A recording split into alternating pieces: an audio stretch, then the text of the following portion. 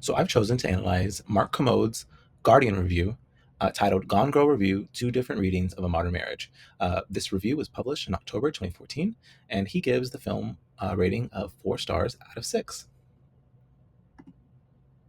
So, a main quote that stood out to me in his review is when he says, "Everything is a performance, everyone pretending to be something they are not." And I think that line really captures his main point, which is about Gone Girl being a performance, rather, and how everyone's always acting all the time, whether it be in a relationship or in public. And I think this replaces the idea of it just being like a mystery of a missing wife. I think Kermode sees it more as a story about perception and image, and how often people rewrite themselves to look good, to stay in control, or to like avoid judgment. And in this story, marriage becomes the ultimate stage performance. And I feel like that feels really central to his review. I think his key ideas, though, are that everyone performs a version of themselves. He says people are, quote unquote, editing and rewriting themselves for the public and for one another.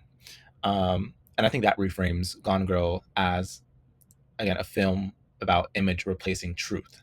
When we see Nick and Amy act out their roles, the loving husband and her being the perfect wife, those performances really become a real conflict to reality. And the film becomes less about the mystique and the mystery of the reality, and more about how the identity is performed.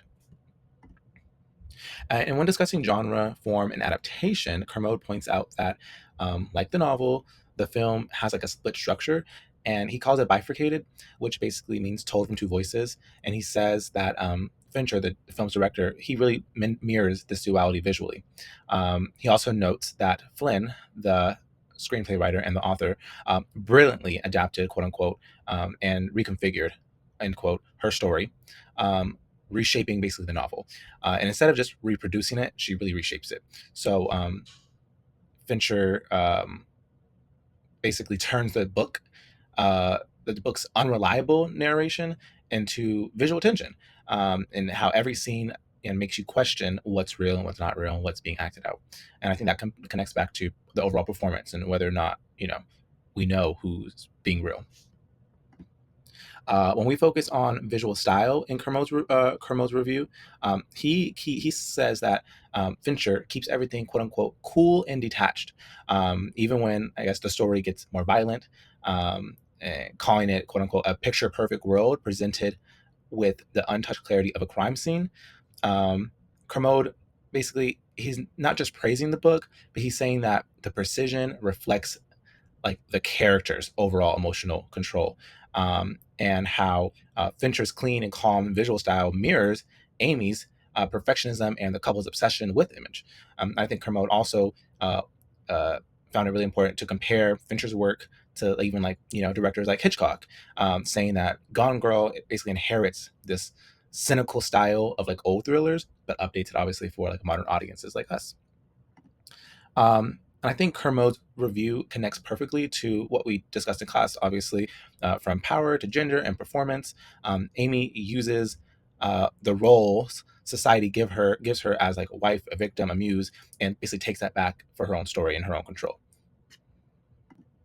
And through Fincher's camera, whoever controls the image controls the truth, basically. So, and Amy knows that and uses it to rewrite herself. We see over and over again, I think it really shows how performance can empower, but also like be entrapping to yourself.